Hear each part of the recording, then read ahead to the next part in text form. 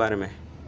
Hello friends, आज हम लोग एथिक्स के पेपर 4 के बारे में देखेंगे, जो जिससे लगभग 250 नंबर का क्वेश्चन आता है। तो इसमें 7 टॉपिक्स हैं और जो 8वां टॉपिक है वो केस स्टडी से जुड़ा हुआ है और केस स्टडी इन सभी 7 विषयों से जुड़ा है। तो हम सबसे पहले आज एक टॉपिक उठाते हैं, अभिवृत्ति, और इसके बारे में जानने का प्रयास करेंगे। और इस टॉपिक के डिस्कशन के बाद हम इससे संबंधित क्वेश्चन को भी डिस्कशन करेंगे और प्रीवियस ईयर क्वेश्चन को भी देखेंगे। तो देखिए, अभिवृत्ति जो टॉपिक है, इसमें सबसे पहले है कि हम समझेंगे कि अभिवृत्ति किसे कहते हैं, क्या है अभिवृत्ति। तो अभिवृत्ति के संदर्भ में देखा जाए तो अभिवृत्ति एक किसी विषय वस्तु के प्रति, किसी विषय के प्रति सकारात्मक या नकारात्मक रुझान है। किसी विषय के प्रति सकारात्मक या नकारात्मक रुझान है। विषय वस्तु मनोवैज्ञानिक भी हो सकती है या फिर फिजिकल भी, यानी कि भौतिक भी हो सकती है। तो यही देखें।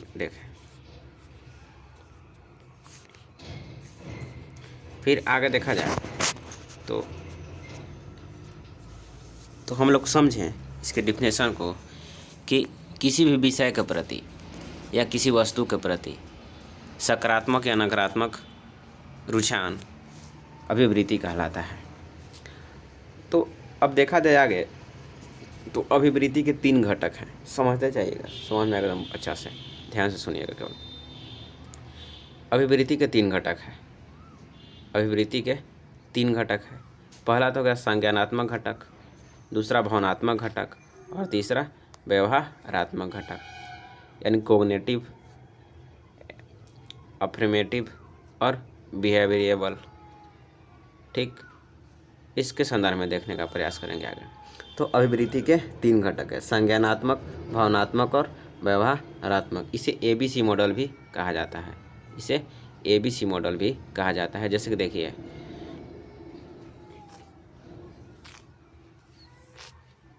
ये हो गया C, A और B, और जो A वाला हो गया, यही हो गया अभिवृत्ति, यानी कि CAB मॉडल। तो अभिवृत्ति के 3 घटक, संज्ञानात्मक, भावनात्मक और व्यवहारात्मक। चलिए अब उदाहरण से हम समझते हैं। आगे देखिए, जैसे मान के चलिए कि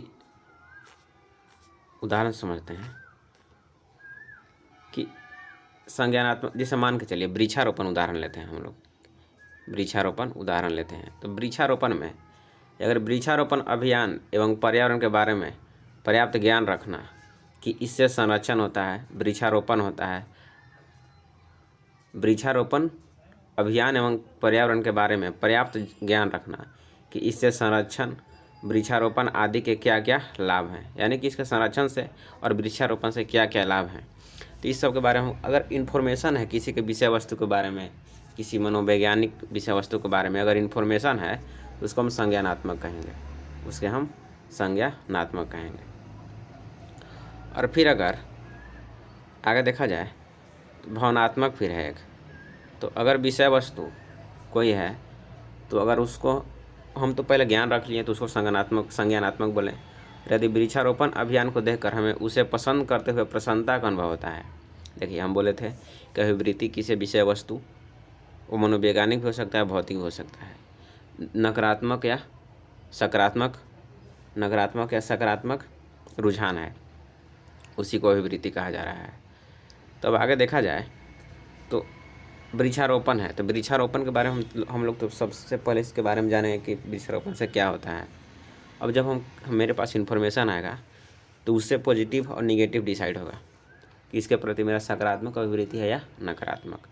तो वृक्षारोपण से हम लोग समझें कि वृक्षारोपण से संरक्षण होता है पर्यावरण का, और फिर पर्यावरण प्रदूषण भी कम होता है, वर्षा की मात्रा में वृद्धि होती है, तो इसके प्रति हम लोग का सकारात्मक अभिवृत्ति रहेगा। लेकिन केवल ज्ञान है तो हम वह संज्ञानात्मक है। लेकिन अगर उससे भावनात्मक जुड़ाव हो गया, जैसे कि वृक्षारोपण अभियान को देखकर उसे पसंद करते हुए प्रसन्नता का अनुभव हो रहा है, प्रसन्नता का अनुभव हो रहा है, तो हो गया भावनात्मक। इसके बाद एक और है व्यवहारात्मक। अगर हम वृक्षारोपण अभियान को देखकर पेड़ लगाने के लिए मन कर रहा है, हम पेड़ लगा रहे हैं, वृक्ष लगा रहे हैं, तो हो गया व्यवहारात्मक।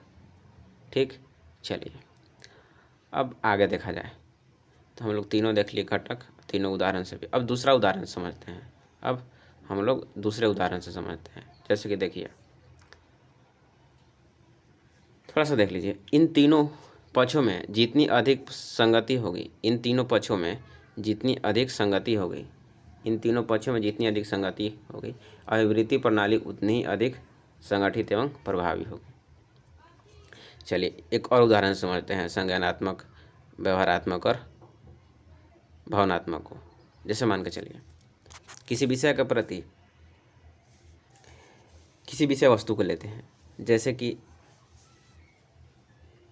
गोवध, गो हत्या।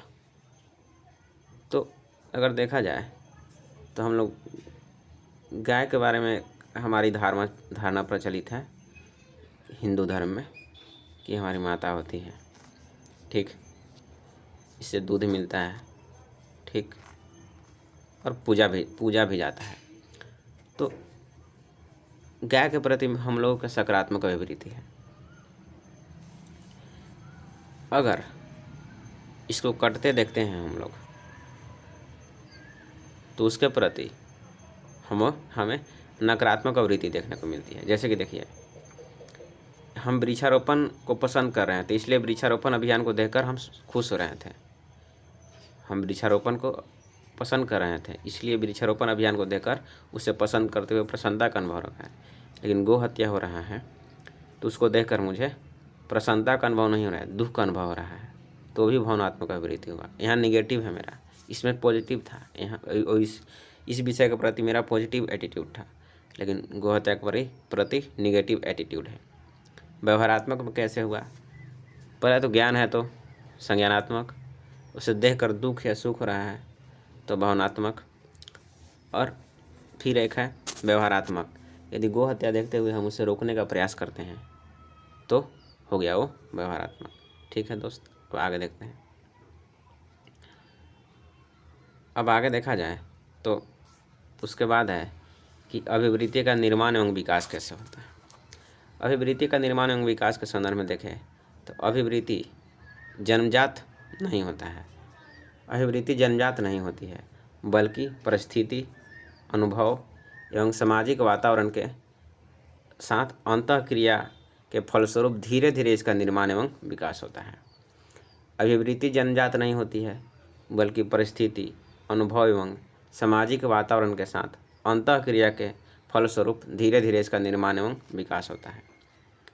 यह निरंतर सीखने की प्रक्रिया को दर्शाता है। यह निरंतर सीखने की प्रक्रिया को दर्शाता है। यानी कि हम लोग समझे कि अभिवृत्ति जो है, एटीट्यूड है, वो जन्मजात होती है, यानी कि जन्म से ही है। जन्म से नहीं, सॉरी, जो अभिवृत्ति है वो जन्मजात नहीं होती है, बल्कि परिस्थिति, अनुभव एवं सामाजिक वातावरण के साथ अंतःक्रिया के साथ बनती है। यानी कि जैसा माहौल रहेगा, समाज का वातावरण रहेगा, वैसा ही एटीट्यूड होगा। ठीक, चलिए आगे देखते हैं। जब हम विभिन्न स्थानों, व्यक्तियों, समूहों और सामाजिक समस्याओं आदि के साथ अंतःक्रिया करते हैं तो फिर उनके संबंध में अभिवृत्ति का निर्माण एवं विकास होता है। चूँकि सीखने की प्रक्रिया और परिस्थिति अलग अलग होती है, इसलिए अलग अलग लोगों की अलग अलग अभिवृत्ति होती है। ये इम्पोर्टेंट पॉइंट है, ये ध्यान रखिएगा। चूँकि सीखने की प्रक्रिया और परिस्थिति अलग अलग होती है, इसलिए अलग अलग लोगों की अलग अलग अभिवृत्ति होती है। अलग अलग लोगों की अलग अलग अभिवृत्ति क्यों है? क्योंकि सीखने की प्रक्रिया एवं परिस्थिति अलग अलग होती है। जैसे यहाँ हम विवेचन और रावण का उदाहरण ले सकते हैं। विवेचन और रावण का उदाहरण यहाँ पर हम ले सकते हैं। ठीक है, आगे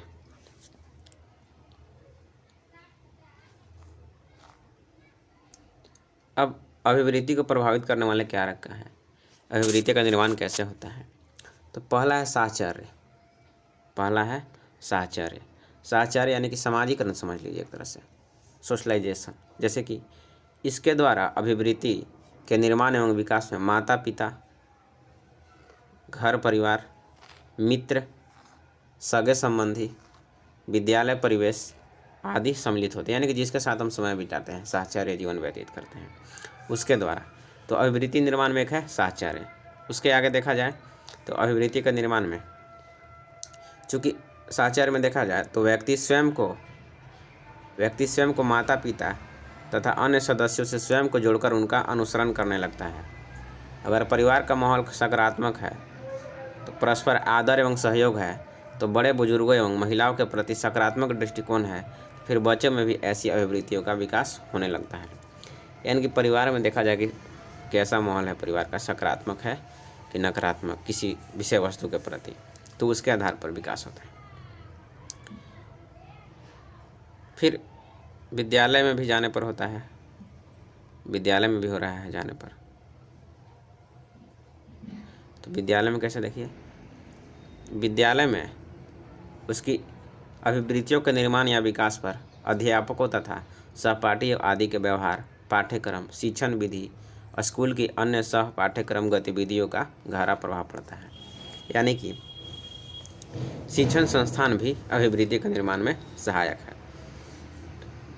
फिर आगे है, पहला तो हो गया समाजीकरण, जिसमें हम लोग पढ़े कि माता पिता, घर परिवार, सगे संबंधी, शिक्षण संस्थान, दोस्त, ये सब हो गया। उसके बाद है दूसरा जो अभिवृत्ति निर्माण में सहायक है, वो दंड और पुरस्कार है। दंड और पुरस्कार। दंड और पुरस्कार कैसे, देखिए जीवन में किए गए कर्मों के परिणाम स्वरूप प्राप्त होने वाले दंड या पुरस्कार एवं निंदा या प्रशंसा आदि भी मनोवृत्ति निर्माण में सहायक है, यानी कि अभिवृत्ति के निर्माण में सहायक है। प्रशंसा एवं पुरस्कार अच्छे कर्मों के संबंध में सकारात्मक मनोवृत्ति के निर्माण में सहायक है। वहीं दंड एवं निंदा से नकारात्मक यानी गलत कार्यों के संदर्भ में नकारात्मक मनोवृत्ति का विकास करता है।